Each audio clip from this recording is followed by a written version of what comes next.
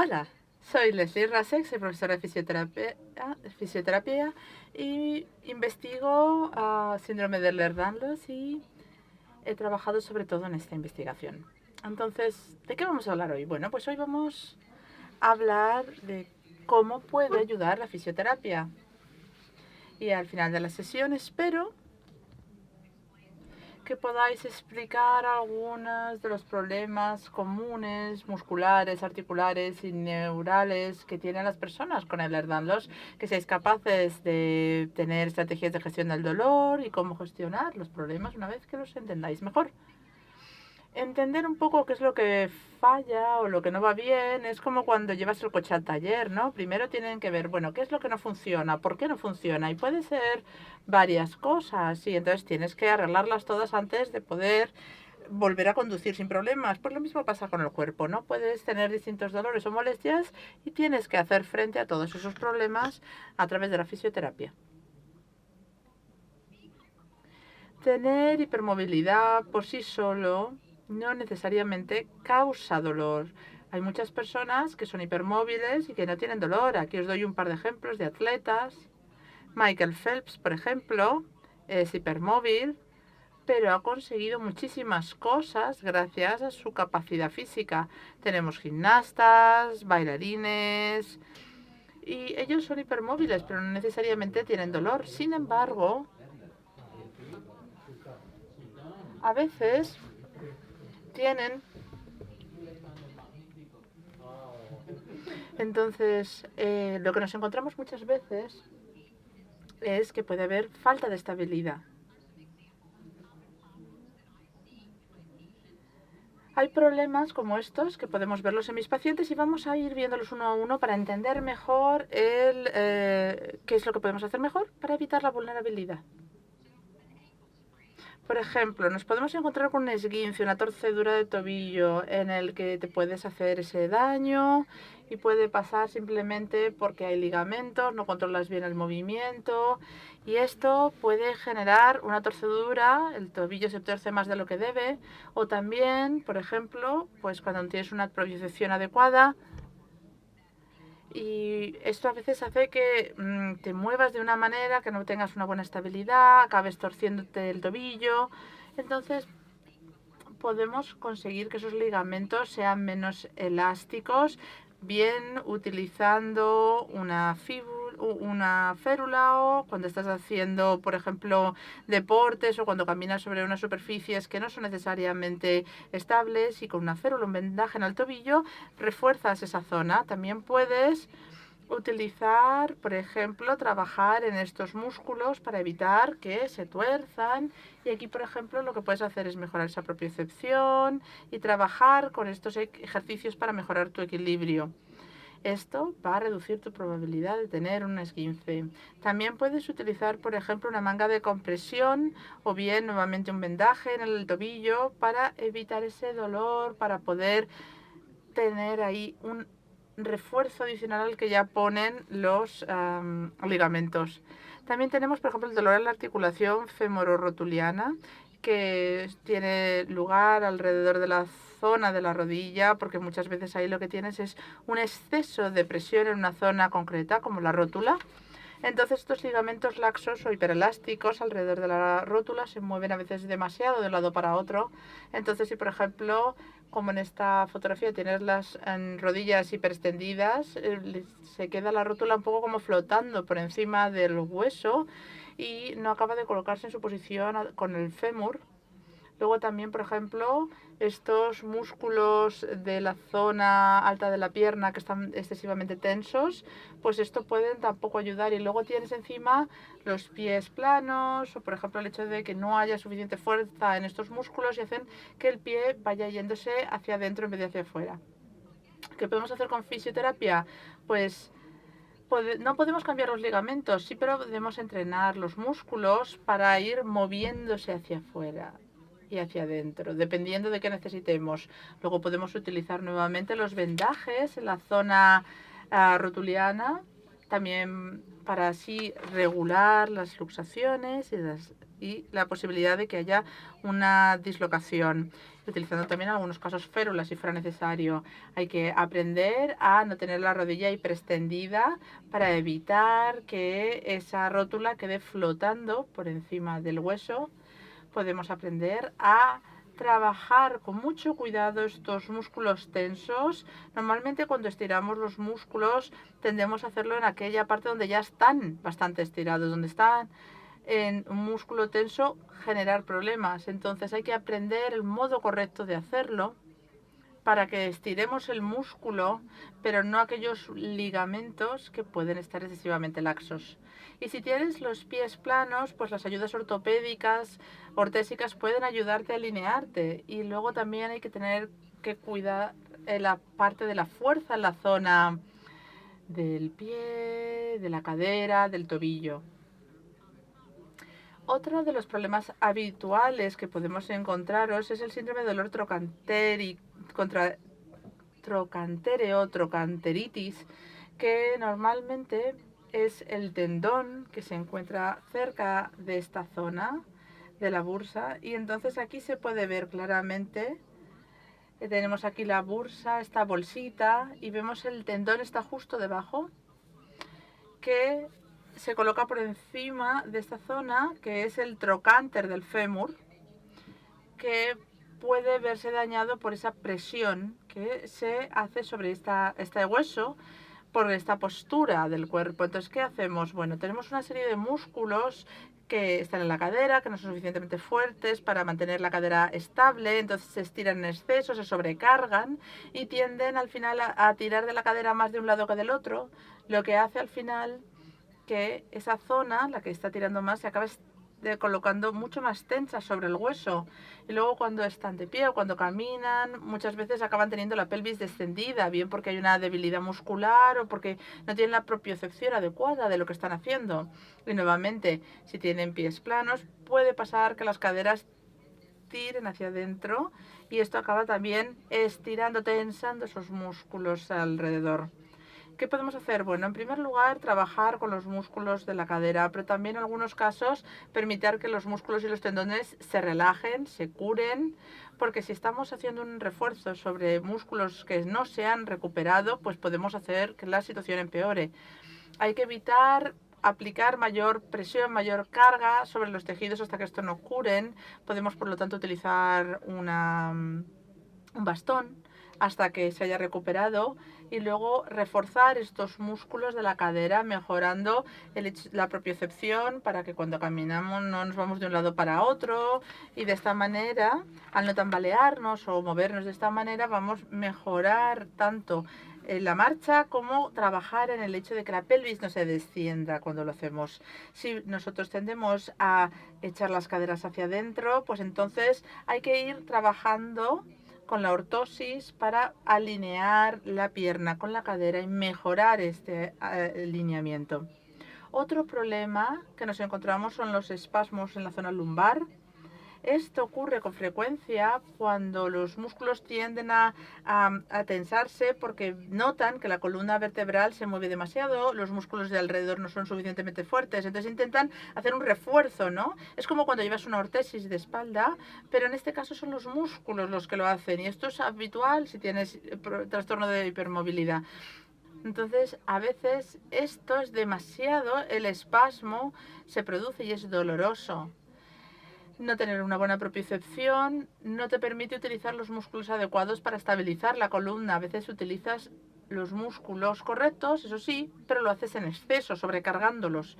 Y a veces también cuando no respiras bien, el músculo del diafragma, que es la parte superior de la zona abdominal, es básicamente la que va también a tener un impacto sobre esta zona lumbar si no lo estás usando adecuadamente.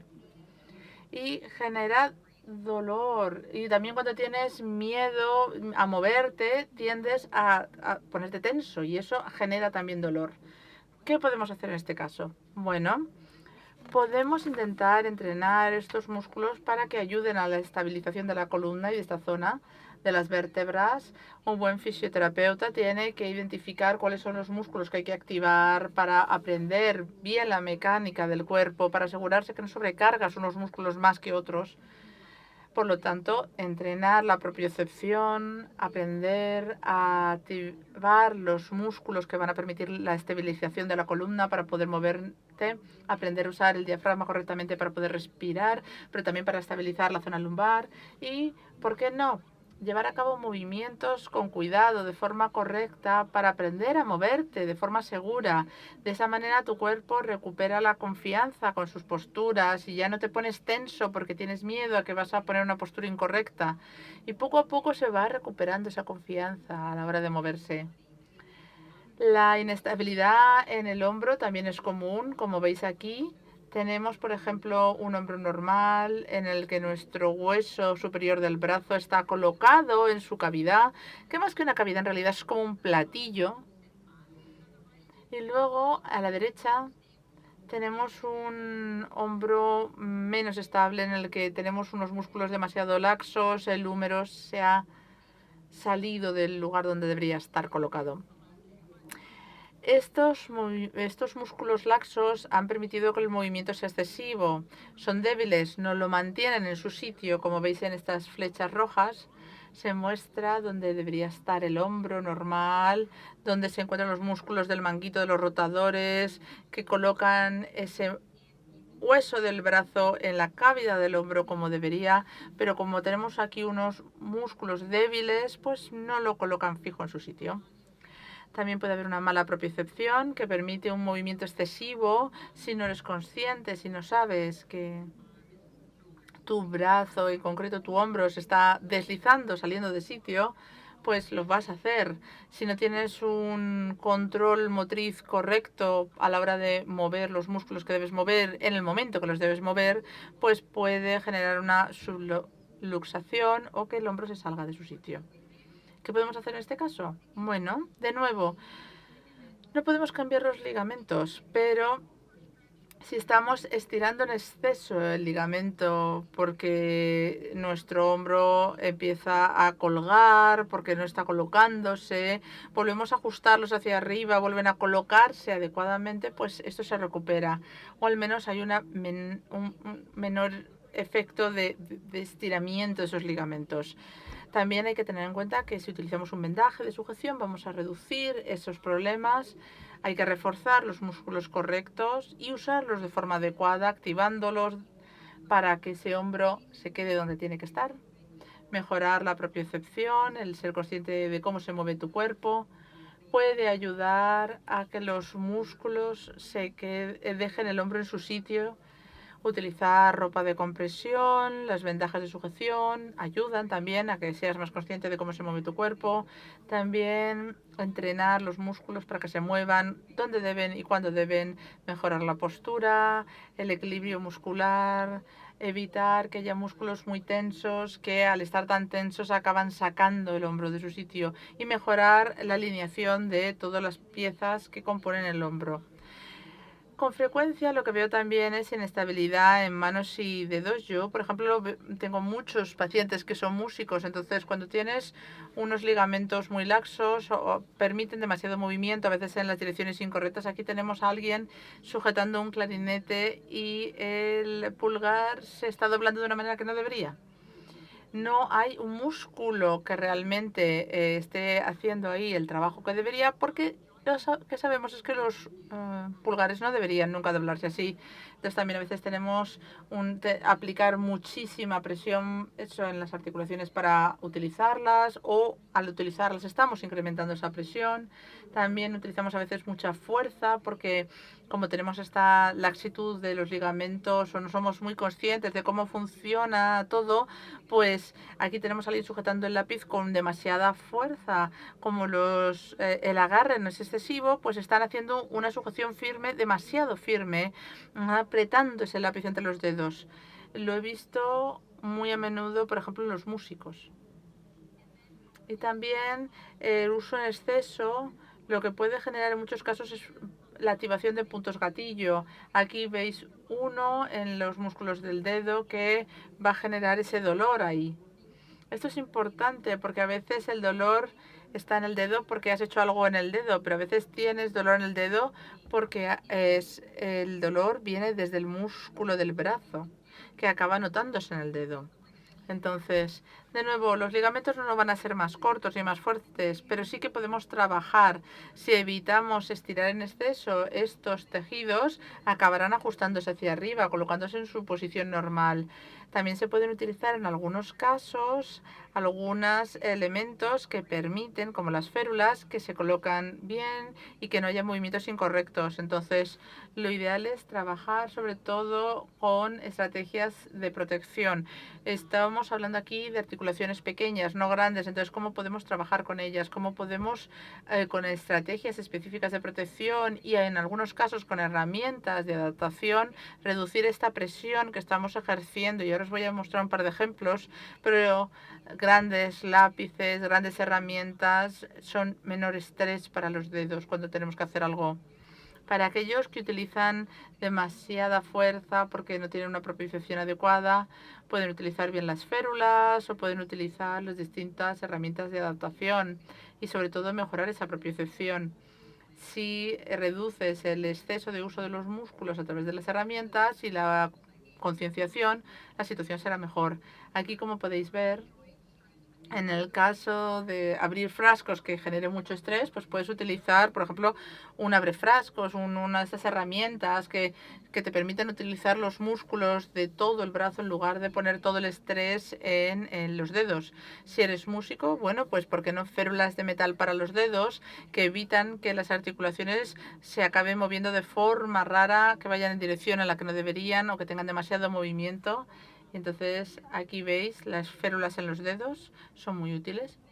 Y luego para algo como escribir a mano, bueno, pues hay varios dispositivos que ayudan en estos casos, que te permiten sujetar mejor el lápiz y de esa manera no tienes que apretarlo tanto y acabar doblando hacia atrás las articulaciones.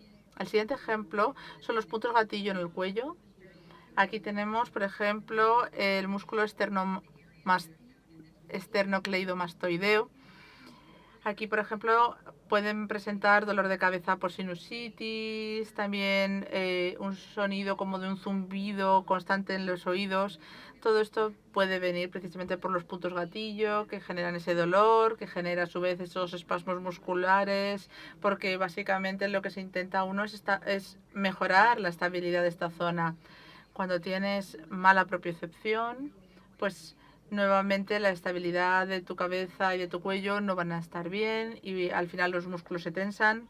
También vamos a encontrarnos con músculos en esta zona que deberían ser muy profundos, pero que van a ser débiles en estos casos. Entonces, como son músculos profundos, pero que no tienen la fuerza necesaria, son otros los que hacen el trabajo. Y como esos otros músculos no están pensados para hacer esto, acaban generando espasmos musculares. En algunos casos, una mala postura hace que ciertos músculos trabajen y se sobrecarguen y que haya mala alineación de músculos en toda esta zona tan importante y el estrés y la ansiedad obviamente generan mayor tensión muscular. Entonces, ¿qué es lo que tenemos que hacer? Bueno, pues vamos a entrenar bien dónde están los distintos músculos, hay que usar los correctos, no los que no son correctos. Tenemos que entrenar la propiocepción, ser más conscientes de dónde está todo. Por ejemplo, utilizo estos láseres que usa la gente para jugar con los gatos y se lo coloco para que apuntando a la cabeza, entonces tiene que mover la cabeza en una dirección o en otra. Y tenemos feedback y ellos entonces saben cuando se está tambaleando la cabeza de un lado para otro, adquieren mayor control. Tienen que reforzar estos músculos profundos que ayudan a la estabilización del cuello y de esta manera utilizar los músculos correctos, mejorar la postura, reforzar los músculos posturales para que esté siempre más alineado todo el cuello, los hombros y la columna. Y aprender cómo gestionar mejor el estrés físico y psicológico. Mi último número de ejemplos son los que tienen que ver con el dolor neurológico. Puede darse porque tienes los nervios sobrecargados, porque el tejido es hiperlaxo, tienes una mala postura. Por ejemplo, tenemos aquí una persona con hombros descendientes, demasiado caídos. No deberían estar ahí, pero lo que vemos es que estos músculos en la zona del cuello no dan el apoyo suficiente, son demasiado laxos y entonces todos los nervios de esta zona acaban teniendo el mismo problema que los músculos. También en otros casos vamos a tener una compresión neural, por ejemplo, cuando hay una mala alineación de las articulaciones o un hueso no está exactamente en su sitio. Aquí tenemos, por ejemplo, un síndrome de túnel tarsiano, que es parecido al síndrome de túnel carpiano. Si tienes un pie plano, aquí lo que vas a ver, por ejemplo, es cómo se acaba girando esta parte y aquí se presiona el nervio que atraviesa el tobillo y obviamente genera dolor en el pie. También podemos tener nuevamente músculos tensos que están comprimiendo esos nervios. Aquí tenemos un síndrome de opérculo torácico, donde los músculos que atraviesan el hombro desde el cuello lo que hacen también es atravesar estos músculos pectorales, que muchas veces la gente que tiende a encogerse hacia adelante en la postura, pues puede comprimir los músculos pectorales, los nervios. También, si tienes una inflamación sistémica, como por ejemplo un síndrome de activación mastocitaria, que sé que se ha hablado de esto ya y ya hemos aprendido mucho sobre los mastocitos, bueno, pues también nos podemos encontrar que el estrés hace que los nervios sean más sensibles, estén irritables y esto genera dolor. Muy bien. He estado hablando de los problemas con los tejidos. Es decir, cuando tienes tejidos demasiado hiperlaxos o que están muy tensos o que se han estirado en exceso, todo esto puede generar dolores. El dolor, el Ehlers-Danlos no es imaginario, algunos os lo habrán dicho. Porque en muchos casos, cuando hay un dolor crónico después de que un tejido se haya curado, pensamos que el dolor siempre tiene que ver con el sistema nervioso, que está viendo una señal de dolor cuando no corresponde, pero lo cierto es que hay problemas en los tejidos en el Ehlers-Danlos y el dolor y los problemas son persistentes. Es decir, hay una irritación constante a los tejidos. Por lo tanto, esto es distinto al dolor crónico, si bien es verdad que es un dolor crónico. Es como lo que le pasaba a este perro que yo tenía, que constantemente se peleaba con los puercoespines y acababa lleno de púas.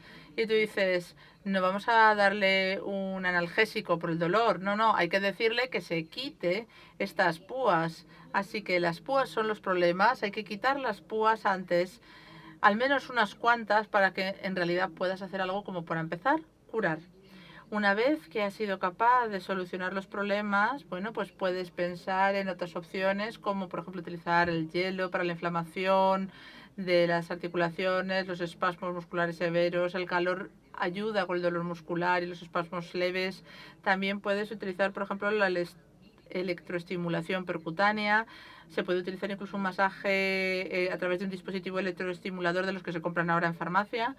También puedes utilizar terapia manual para hacer unas restricciones del dolor facial o muscular y se pueden plantear otras opciones, como mejorar la respiración diafragmática.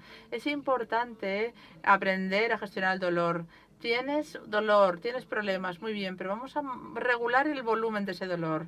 Puedes nuevamente utilizar la respiración diafragmática, la relajación, el biofeedback, la meditación, la gestión del estrés. Dormir bien, dormir es esencial para gestionar el dolor.